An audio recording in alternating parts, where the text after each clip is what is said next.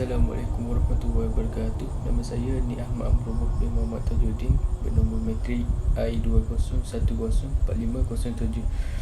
Pada hari ini saya akan mengulaskan sedikit sinopsis daripada filem yang dipilih, iaitu filem Makmum. Filem Makmum ni dimulakan dengan kisah 3 orang murid perempuan yang merupakan pelajar di sebuah sekolah menengah. Hanya mereka sahaja yang tinggal di asrama sekolah tersebut pada musim cuti sekolah. Disebabkan mereka tidak dibenarkan pulang ke rumah atas alasan keputusan grade mereka tidak mencapai prestasi yang dikehendaki oleh sekolah tersebut. Sehingga kan seorang pengurus jenazah yang ingin meletak di situ, dan beliau juga adalah bekas seorang pelajar daripada sekolah tersebut.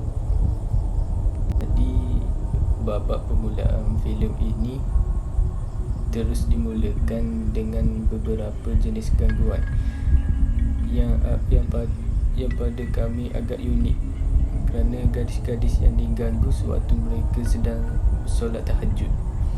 Jadi ini adalah salah satu perkara yang agak menarik di dalam filem ini, kerana gadis-gadis ini diganggu ketika mereka sedang menghadap dan berdoa kepada Allah SWT, di mana ianya sangat jarang ditemukan di dalam filem-filem lain.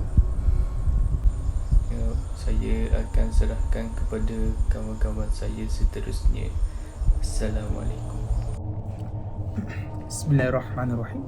Assalamualaikum warahmatullahi wabarakatuh. Nama saya Muhammad Nazri bin Muhammad Yamin, nombor matrik I20104457. Sekarang saya akan cuba mengeluarkan ciri-ciri tahyul yang terdapat di dalam filem Makmum. Kalau kita berbicara tentang ciri-ciri tahyul, ia bermaksud ciri-ciri pengaruh yang terdapat di dalam filem ini. Yang pertama ialah berkaitan dengan jin ataupun makhluk halus. Kalau kita lihat, terdapat babak di dalam filem ini seperti mendengar suara jin secara jelas, meminta jin untuk berhenti mengganggu dirinya, dan juga jin muncul secara mengejut. Kita tahu firman Allah Subhanahu wa taala berbunyi, "Wa ma khalaqtul jinna wal insa illa liya'budun." Surah Az-Zariyat ayat 56, yang bermaksud, "Aku tidak menciptakan jin dan manusia melainkan agar mereka beribadah kepadaku." Namun begitu, kita juga kena sedia maklum firman Allah Subhanahu wa taala di dalam surah Al-A'raf ayat 27 yang berbunyi, "Innahu yarakum huwa wa qabiluhu min haitsu la tarawnahum." Yang bermaksud bahwasanya syaitan dan kaumnya melihat kamu padahal kamu tidak dapat melihat mereka. Jadi ayat ini jelas bahawa makhluk seperti jin dan syaitan adalah makhluk yang kita tidak dapat lihat dan juga tidak dapat dengar apa yang mereka suarakan. Jadi apa yang terdapat di dalam filem ini adalah sesuatu khurafat ataupun tahyul yang coba diselipkan di dalam filem ini. Dan yang kedua pula, ia berkaitan dengan roh. Apabila kita berbicara tentang roh, coba kita renungi firman Allah Subhanahu wa taala di dalam surah Al-Isra ayat 85 yang berbunyi, "Wa yas'alunaka 'anir ruh qulir ruhu min amri rabbi." Yang bermaksud, dan mereka bertanyamu kepadamu tentang roh, katakanlah roh itu termasuk urusan Tuhanku.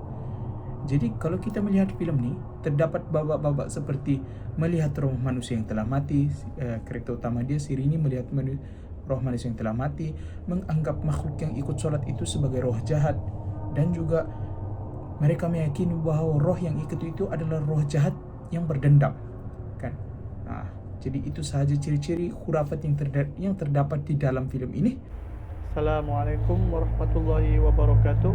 Nama saya Muhammad Afiq Effendi bin Muhammad Haris, nomor matrik I20104505. Saya akan menerangkan berkaitan langkah-langkah yang boleh kita ambil untuk menangani masalah khurafat dalam masyarakat kita di Malaysia dari sudut undang-undang. Di negara kita terdapat undang-undang berkaitan kesalahan atau jenayah syariah yang berkaitan dengan kesalahan berhubung dengan akidah. Dalam enakmen ketiga tahun 1992, Seksyen 9, ajaran atau amalan yang salah.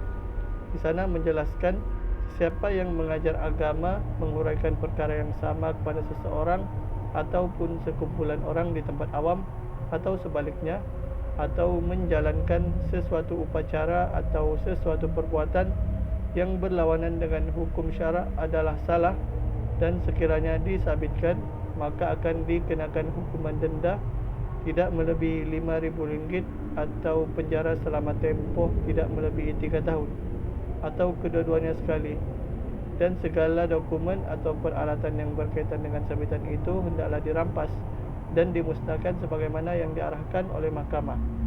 Sebagai contoh, dalam filem tersebut terdapat satu babak di mana jenazah tidak diuruskan dengan cara yang betul seperti yang diajarkan dalam Islam. Akibat daripada perbuatan itu, pelajar-pelajar dalam filem tersebut sering diganggu oleh makhluk halus seperti jin dan syaitan. Assalamualaikum warahmatullahi wabarakatuh. Saya Muhammad Fahmiddin bin Faizan, memegang nombor metrik I20104456. Pada kesempatan kali ini saya akan menceritakan cara menyelesaikan isu khurafat melalui pendidikan. Jadi kita terus kepada cara yang pertama, iaitu bagi mengatasi amalan khurafat, kita haruslah memulakan dengan mengukuhkan institusi pendidikan, iaitu tarbiyah, iaitu dengan memberi pendidikan Islam secara meluas kepada golongan masyarakat. Cara yang kedua pula adalah melalui pihak berkuasa, umpamanya seperti pemerintah, mana pemerintah wajar berperanan secara menyeluruh dalam usaha membantu dan mendidik masyarakat meninggalkan perbuatan yang boleh membatalkan iman. Cara yang ketiga pula adalah melalui para pendakwah ataupun penceramah dan orang-orang yang berilmu perlu memberi penjelasan dan penerangan yang lebih efektif kepada umat Islam tentang keburukan amalan khurafat dalam kehidupan di dunia dan di akhirat. Itulah sebuah sedikit yang dapat saya kongsikan ataupun saya sampaikan. Semoga dapat memberi sedikit manfaat ataupun segalanya.